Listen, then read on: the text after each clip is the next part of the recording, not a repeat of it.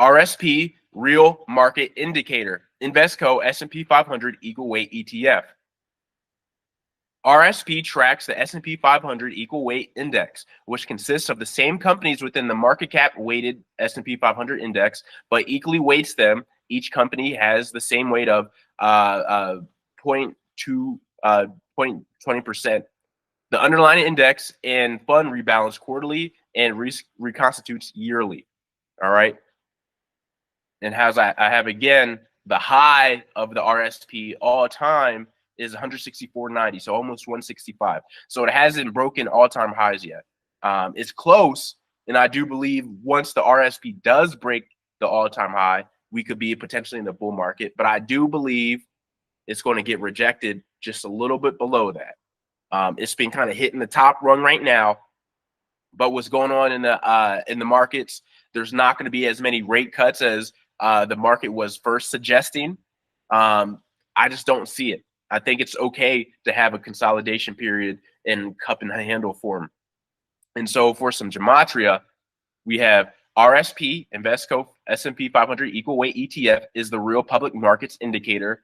Then the S&P SPY ETF equals 333 in reduction. We also have RSP gives real market indicators.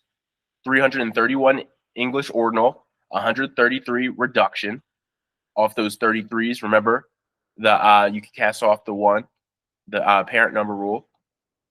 Then we have RSP has better indications than SPY, 137 reduction, 439 reverse ordinal, which also goes with equal weight ETF. RSP is real market, 137 reduction, 439 reverse ordinal. Then we have equal weight ETF. RSP is real market, 344 English ordinal, 137 reduction, the 33rd prime, and 439 reverse ordinals. So you're seeing the connections, right? You're seeing the connections. Also, we have RSP is key to market overview, which is 344 English ordinal, just like equal weight ETF. RSP is real market. So all those are plain and in line. Then we have RSP reaching all-time high, which it did in 2022. Like I said, it was January 3rd, 2022 when it had that candle and it reached all-time high. So 222 to 222. You see that connection right there, right? RSP reaches all-time high 2024 equals 224. So that's what my thinking is. If you play off the gematria of what had happened in 2022, reaching its all-time high, I believe it happens again in 2024. It might happen in a couple months from now. You know, it might go up over all-time highs in a couple months because it's already banging on the top ceiling. But I'm really thinking that it's really going to bust out and break out later in 2022. I think it's just kind of forming that cup right now. It's going to get rejected and get into a handle. And then for the description of the Magnificent Seven, you know, we have Apple, Alphabet, Google, Amazon, Meta, Microsoft, Nvidia, Tesla.